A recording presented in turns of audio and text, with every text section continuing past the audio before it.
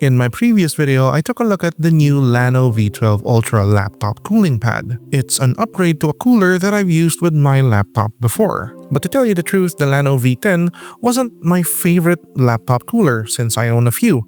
My actual favorite was the KLIM Turbofrost. In my testing, it performed better and it was quieter at higher RPMs, so it was a no-brainer for me to use. Unfortunately, I broke mine since I spilled some liquid on it. But now, KLIM has sent over their new upgraded model, the KLIM Turbofrost MAX, and like my previous video, we're going to do much of the same.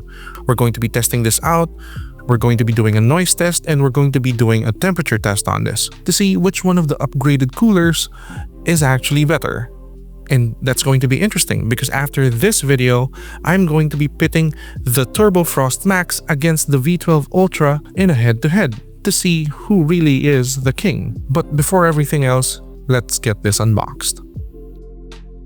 The KLIM Turbofrost MAX comes in a huge, nicely designed box. Minimal print, so let's dive straight in. Inside, the cooler is wrapped in a bubble wrap to protect it from bumps during shipping. Setting that aside, let's check the accessories. We get a user manual, which we'll immediately ignore, a letter from KLIM, complete with a comic strip and info about the team. Just like the original Turbofrost, it's multilingual too, English, French, and German. I love this touch. Stickers, which are always fun to get, a replacement filter for the fan, 2 metal retention brackets to stop your laptop from sliding off when tilted, a USB-A to USB-C cable to connect the cooler to your laptop and use the USB hub feature, some double-sided tapes, I'm not entirely sure what they're for, but they're included, a desiccant, and finally the power brick. And yeah, that's everything in the box. Time to check out the cooler itself. But before we continue with the video, let's keep the lights on here in the studio. This video was brought to you by Sneak Attack Design Lab. They're a clothing company that specializes in technical fashion, more commonly known as techwear, and you can see me in their clothes in most of my videos. I've been supporting their brand ever since I met them back in 2019, and now they're returning the favor.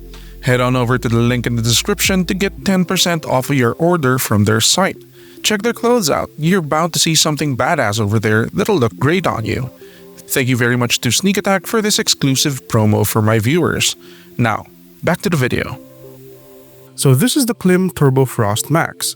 Side by side with the original Turbofrost, the body size and controls look almost unchanged. The big difference is the fan design. The original Turbofrost had 4 blower-style fans with separate chambers, creating a positive pressure chamber that pushed cold air through the laptop's vents. I loved that design. It cooled better than the Lano V10 and was quieter at high RPMs. Unfortunately, mine doesn't work properly anymore because I accidentally spilled water on it. The Turbofrost MAX now uses a single large circular blower in the middle. I've said it before, but I love how this looks like the air cleaner assemblies on old muscle cars. Yeah, makes it look cool.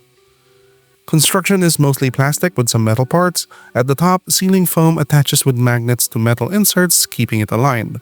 KLIM also added a chamber buffer. This helps redirect airflow and reduce the volume of the pressure area, so air goes directly into your laptop vents. This is especially useful for smaller laptops. It's a very smart design. The control area is familiar. Power button, fan speed buttons, status screen, RGB color select, and RGB mode buttons. On each side are slots for the retention brackets. Around the cooler is a bright RGB strip, and at the back, we have 3 USB 3.0 ports, a USB-C PC in port, and DC power in. Underneath, a rectangular intake with a replaceable filter. Clean this regularly. The tilt mechanism is the same as before, a hinged lower frame with a metal stand resting in teeth to adjust tilt. I prefer this over the flip-up feet, though I wish it had a lock for extra security because as is, it's kind of flimsy. So that's the hardware. Since there's no software, let's go straight into testing. The first test, sound. The original Turbofrost used 4 small fans spinning from 1500 to 4000 RPM. The Turbofrost MAX uses 1 big fan spinning from 600 to 3000 RPM.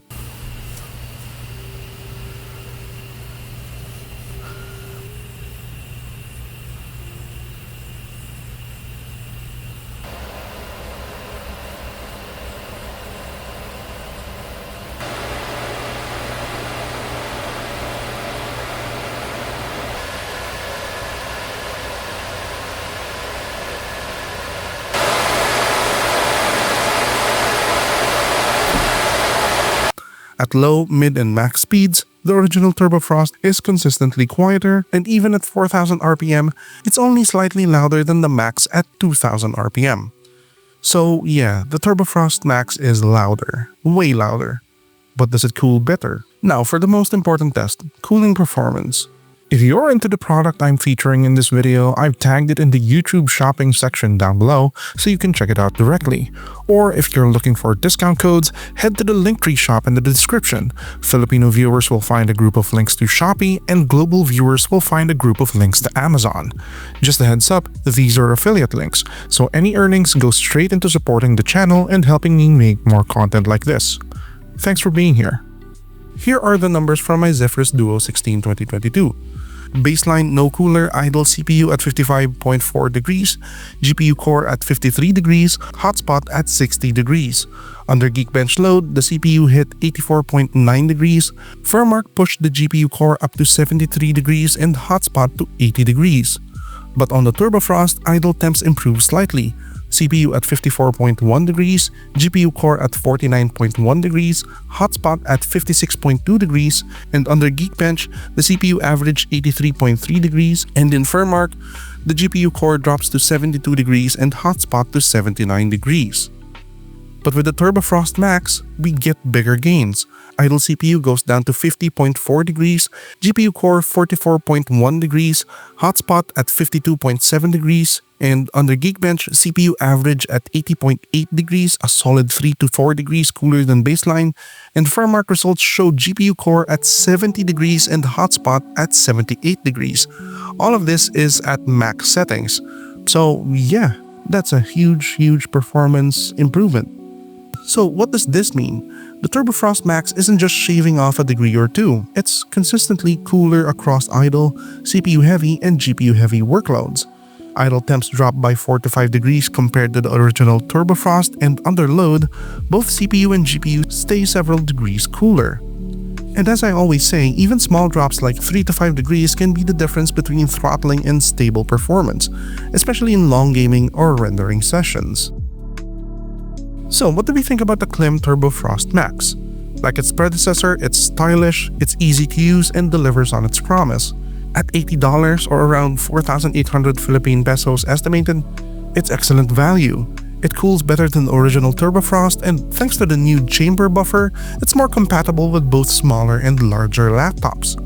But there are trade-offs though. One, it's louder than the original Turbofrost. Gone are the days that it runs at 4000 RPM and you just hear a gentle whoosh. 2, it doesn't have software for custom fan curves, so yeah, you're stuck in manual all of the time. But if you're fine with those downsides, you're going to love the Turbofrost Max. 2 thumbs up for me. If you like the KLIM Turbofrost Max and want to get one for yourself, check out the description. I've put affiliate links there. Each purchase supports the channel and helps ensure more content like this gets made.